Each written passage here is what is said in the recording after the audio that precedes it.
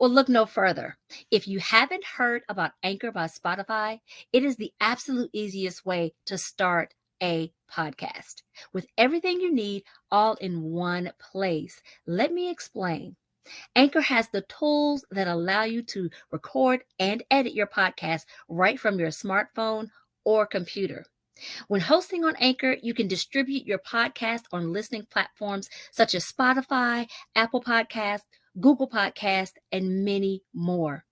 It's everything you need to make your very own podcast all in one convenient place. And best of all, Anchor is totally free. Yes, I said it, Free, free. So what are you waiting for? Your voice needs to be heard. Download the Anchor app or go to anchor.fm to get started today.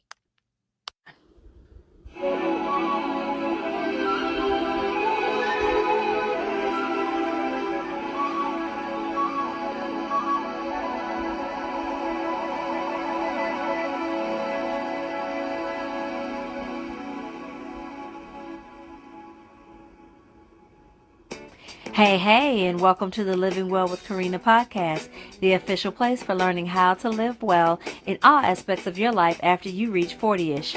We'll discuss health, fitness, mental wellness, financial wellness, and sexual wellness. I mean, we're all grown in here, right? I'll give you some of the tools, tips, and strategies that I've learned along the way to help you get to living your best, most healthy life inside and out. I'm your host, Karina, and I will help you get ready to take charge of your health and wellness. Tune in, grab a pen and paper, and let's live well.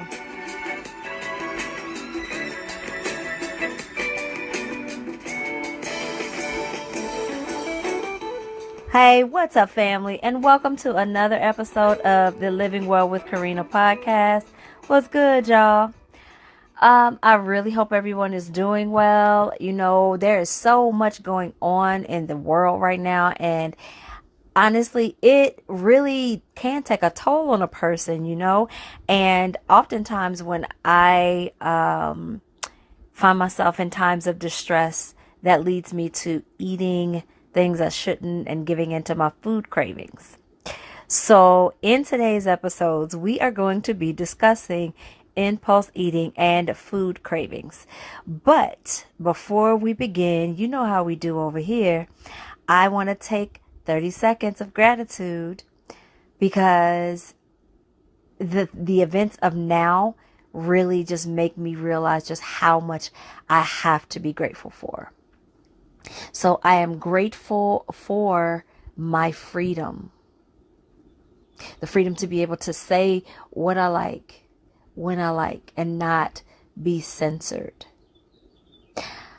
I am grateful for this platform, the ability to be able to speak to the masses from where I am, but still be able to reach people elsewhere.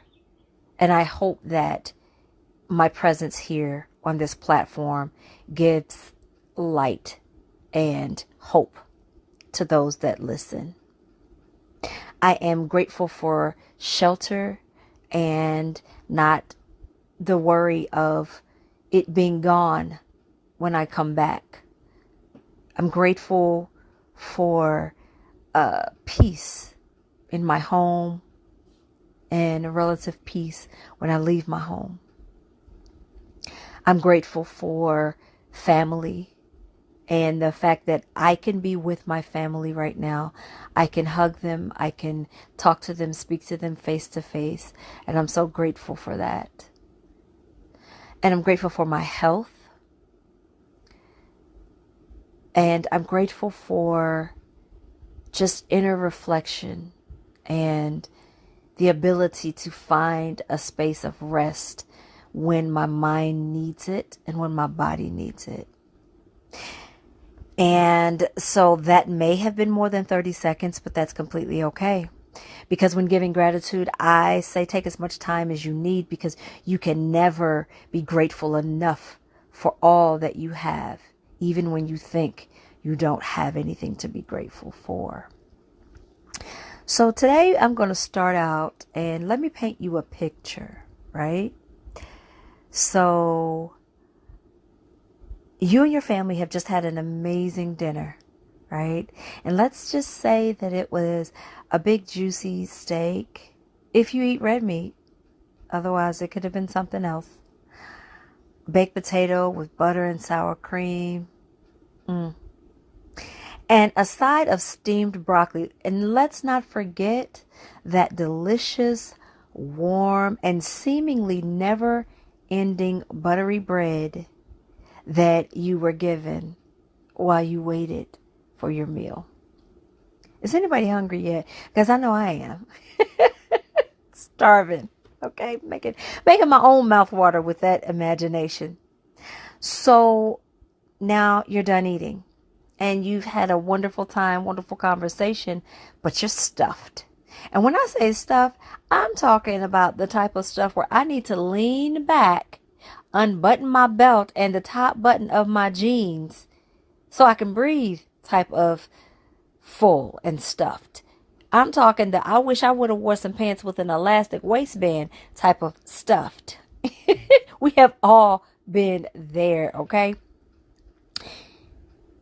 So then you get done with your company and with your family and friends, and you say your goodbyes. You get in your car and you drive home, and you're feeling great, like you are in an amazing mood. You and your partner are talking and laughing. The kids are talking and laughing, and it's just been a great night. So you get home. You get undressed and you start to go into your bedtime routine. You're washing your face, you're brushing your teeth, you're having small talk with your spouse, maybe watching a little TV, putting on your pajamas. And for some strange reason, all of a sudden you start having a craving for a nice big bowl of ice cream, right? So you decide, I'm going to go down to the kitchen, open the cabinet, and I'm going to get me a bowl out. Then I go get a spoon.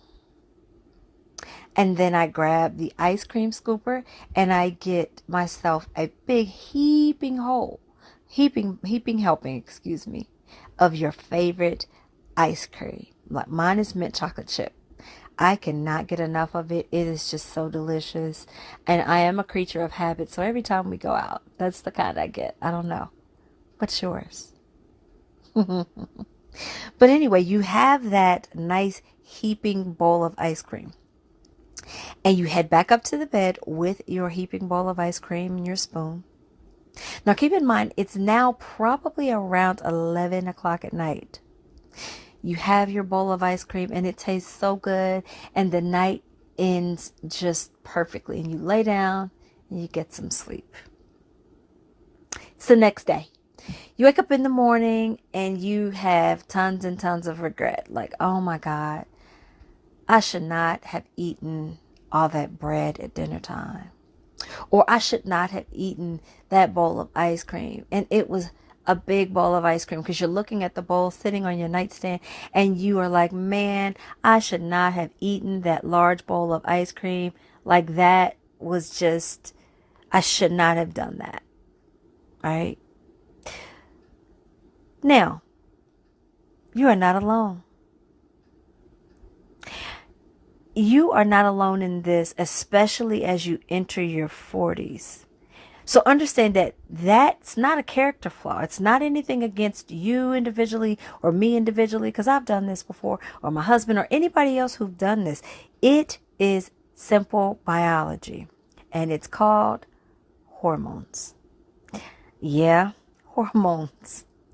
So in our 40s, our hormones begin to hit us differently and begin to hit us harder, because some of the hormones that we had, the levels begin to decrease in percentages as we get older. Our metabolism, the ability to burn fat, starts to slow down. And that affects our energy levels and our food cravings and impulse eating. And so it's harder to control those food cravings and impulse eating. It is, I mean, listen, yo, the struggle be so real for me. Okay. It just be so real for me. And sometimes I just don't care. I just decide that this is what I want to eat and I'm going to eat it, especially during times of stress. And we're going to get to that in just a second. So let me tell you guys a little story. I remember when I was younger, like in my 20s and 30s, I could eat whatever I felt like eating, whenever I felt like eating it. And I'm sure you're probably shaking your head, yeah, because that was probably you as well, right? However, my kids are a lot like that. They're so fortunate. Like, it's like they eat something and it immediately just falls off. Like, and I told them that one day it's going to catch up with you. One day you're going to start getting grown folk weight. And that's what I call it. That's what I call my weight gain as I got a little older, grown woman weight. But I like mine. It's all good. It's all good. And I'm comfortable in my skin where my body is. Now, you have to start to understand the mental aspect, the mental mindset, the mental game that's there for food, right? So oftentimes when we reach for those sugary or salty foods, which, by the way, they're not all completely bad, and it's not completely bad, and it's not really a balanced diet if you have to cut that out completely and restrict yourself from having things that you love. Like, a balanced diet includes whole healthy foods and your favorite treats. It's just that things need to be in moderation. However, when you begin to reach for that big bowl of ice cream or that extra slice of cake, it's often useful to think back to what you were feeling at the time. What emotion is equated with that big bowl of ice cream or that extra piece of pie or piece of cake? So it could be something as simple as, when I feel good or when I'm happy and in a good space, I want to extend that good feeling. And so, because that bowl of ice cream reminds me of a time when things were good as a child, when I was happy, or when my grandparent would take me for ice cream, or we would get to treat ice cream on Saturdays and my family would sit down together in front of the TV. It creates that same feel good. So you equate that good feeling with that ice cream. So when you're having a good time and you're feeling good, you want to extend that. So then enter the ice cream. So in my case, my particular weakness is potato chips. And baby, when I tell you that potato chips will take me into a dark hole, I mean, so let me explain the reason behind it.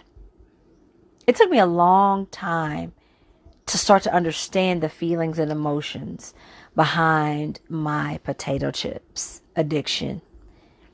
And it took me a lot of time to do the work. And it comes from a space from me being bullied as a kid, right? Most of you that follow me on social media, you see that I'm a pretty petite woman. And I was even smaller then. So because I was so small and petite, I was bullied a lot by kids that were bigger than me. I didn't have siblings that were my age. I didn't have a bunch of cousins that were around me. So I was pretty solo in defending myself and taking care of myself. And so potato chips represented comfort. It's what I would go to when I was having anxiety, or I was stressed, or I was upset because I was being bullied. So I can remember I would go to the little corner stores and I would take my little 25 cents and I would buy myself a bag of chips. Now remember, the bags of chips back in the day used to be 25 cents. Yeah, I'm kind of dating myself, but whatever, I don't care. But I would take my little 25 cents and I would go to the store and I would buy those chips. Now, mind you, it has to be a specific brand of chips though, right? So it's not just any brand or any flavor. So it has to either be Utz, plain, just plain chips, those things. Oh my God, they're so good. Or Lay's sour cream and onion. Those are my two weaknesses that, listen, you can easily find me at the bottom of the bag. But anyway, I would go buy those chips and I would eat those, and they would make me feel better in my moments of distress. They would bring down my levels of anxiety. I didn't feel any sadness. I didn't feel any fear. I didn't feel anger. I just felt better. And so it took me a very, very long time, as I said before, after I became an adult, for me to start to understand that when I feel stressed, sad, hurt, or upset by something, oftentimes it will trigger the same emotional response. And I'm feeling like I need some type of emotional support. So then I often will find myself deep in a bag of chips. And oftentimes I do not have the ability to stop eating until I have either eaten the entire bag or almost the entire bag. Because see, my brain does not know the difference between me as a 12-year-old and me as a now 45-year-old. It just knows that same feeling of anxiety, that same feel of stress, that same feeling of rejection, that same feeling of sadness. It feels exactly the same. So my brain has no idea where I am in time and space. It just knows that those same feelings are coming and we need to feel better.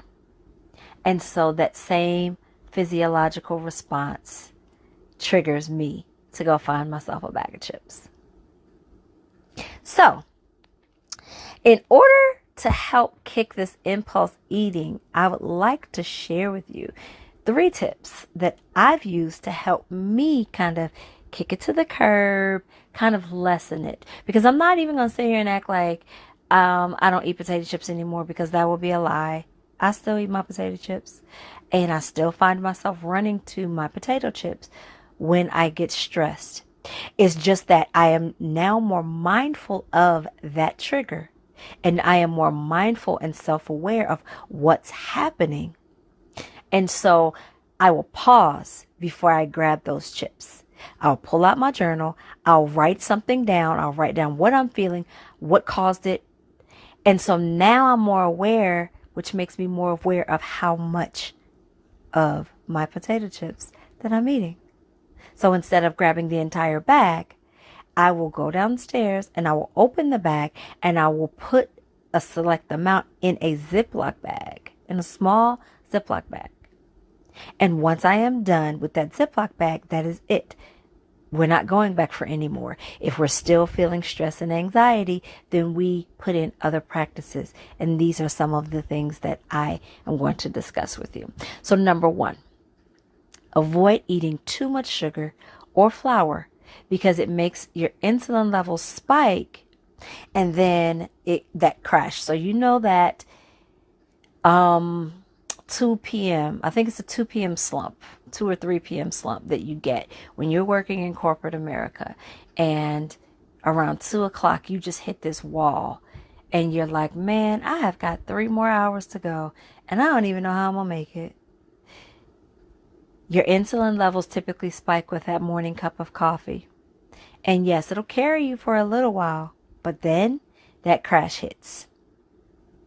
And so I learned to be more mindful. Now, I've never really been a big sweets eater. Like, if I'm eating sweets, then something's really up.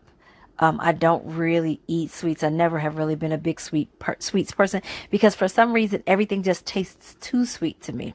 And so I choose to not do a lot of sweets. So, because here's the thing, one of the things that happens when you are taking in a lot of sugar, flour, even salt, the more you eat, the more you want. So that's that impulse eating. I'm upset. Boom. I'm going to grab my go-to whatever, and I'm just going to eat until I feel better. That's that craving. So you're giving in and you're doing that impulse eating. But when you are over 40, you have to become more and more mindful of giving into those food cravings at that level. Because that impulse eating can leave us vulnerable for more serious and chronic issues. So the key here is to become more mindful. I don't even know if it's so much about avoiding eating it. It's more becoming more mindful, as I described before. So that leads me to number 2. Listen to your body when it says I'm full. I don't need any more food. Because what happens is that the hormones don't function properly as it should when you eat too much food, too much sugar, too much flour, too much processed foods. And if you don't listen to your body when you're eating and you just keep eating, it'll throw your hormone that makes you feel full, which is called leptin. It'll throw it off, and it'll continue to add to that hunger hormone by falsely triggering it, saying, I'm hungry, I'm hungry, I'm hungry. And then you'll find, have you ever been in a situation where you felt like all you did was just eat all day long and you just were constantly snacking on something? Yeah. That is because you didn't listen to your body, and either you were tired or even dehydrated. And that hunger hormone kept saying, I'm hungry, I'm not full, and you just kept eating. And that's what happens. So learn to listen to your body. Listen to the signs that your body will give you when it says, I'm full. Listen to pay attention to whether or not, and ask yourself, hey, I feel hungry, but am I hungry? Did I get enough sleep? Or how much have I been drinking? How much water have I had today? Because if you're dehydrated, you also can be fooled into thinking that you are hungry. So the third way that I learned how to kind of get a better handle on my impulse eating and my food cravings was getting the proper amount of sleep. Sleep influences 2 very important hormones that are linked to our appetites. Ghrelin, which makes you feel hungry, that's the hungry hormone. And poor sleep increases that hormone because that hormone doesn't get time to reset. Leptin makes you feel full, and poor sleep decreases that hormone. So you never feel full. You just always feel hungry. So you'll keep eating. So the hunger hormone is not, and the 4 hormones are not operating correctly when you are not getting enough sleep. They need to rest, recover, and reset. And that's the importance of sleep for all hormones, for our brain function, for our hearts, for our nerve function. In order for our bodies to do what it needs to do, we need to get enough sleep.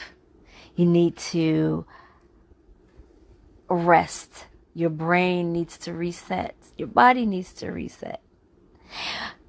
Ask yourself this. Have you ever noticed that the later you stay up, the more hungry you actually start to feel? I've noticed that. And what I would do is I would just turn over and go to sleep. I would get a sip of water, turn over and go to sleep, because I know realistically I'm not hungry, especially if I'm thinking back to the dinner that I just had. I'm not hungry. So I'll sip some water and I'll turn over and go to sleep, or either have a cup of green tea or chamomile tea if I'm struggling to get to sleep, and I'll go to sleep. Because I'm not hungry. It's just my hunger hormone has been active all day and it needs to reset. And finally, I suggest finding a mindfulness practice like yoga or meditation. I do both because yoga is very good for my body. It's good for my joints. And when I was a dancer before, the impact that dancing took on my body caused me to need something to offset it. That's one of the things that led me to yoga, and we'll discuss that in another episode. So yoga and meditation, it helps to keep your stress hormone, otherwise known as cortisol, in check, right? So when you have a lot of stress, those cortisol levels are extremely high. And it also adds to the hunger feeling because it's raising the blood sugar and insulin productivity.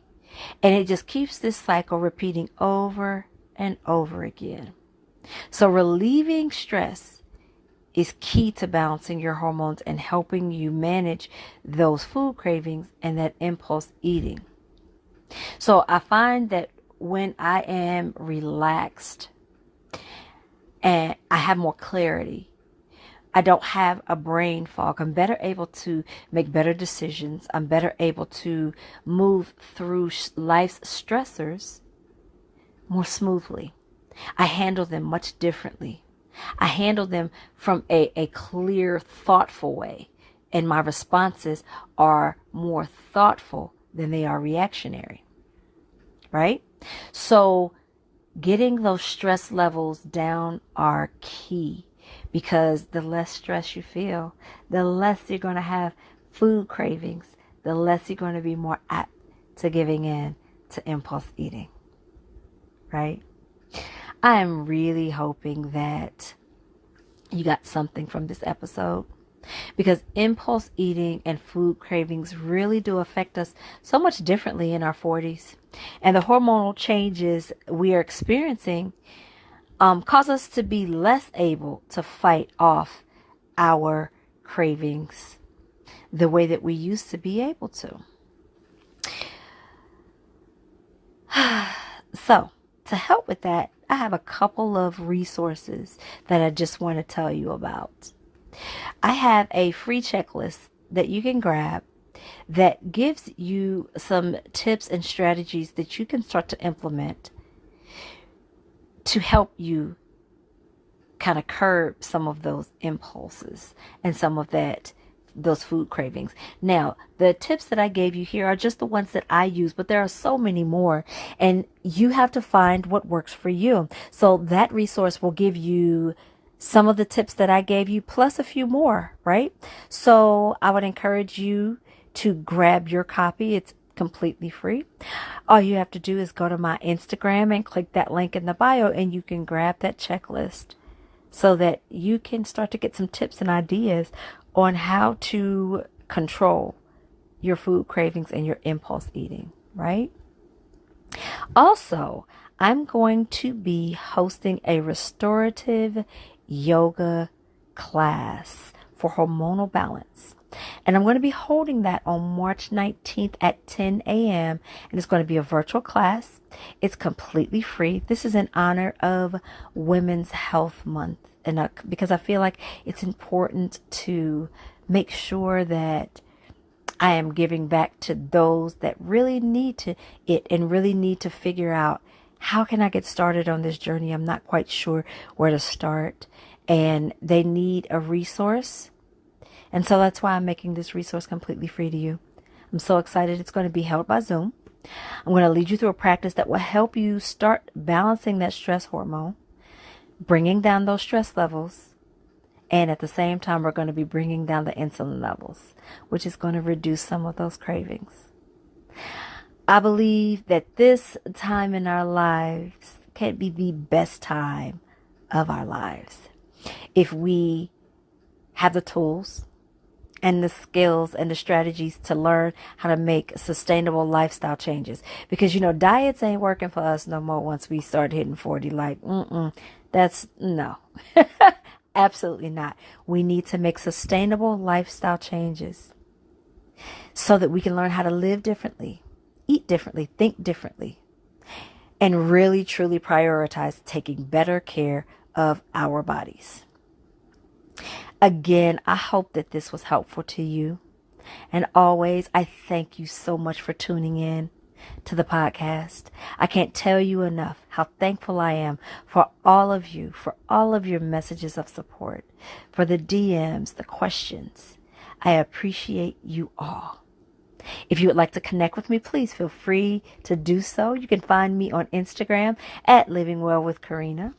You can also find me on Facebook at Living Well with Karina, as well as joining my Midlife Mafia Facebook community.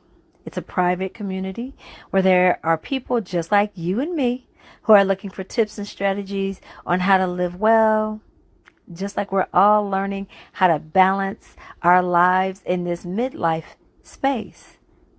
They want to feel good. I want to feel good. We want to feel better. Nobody wants to feel bad, right? And that's it for this episode. Thank you again for listening. And until we meet again, live well.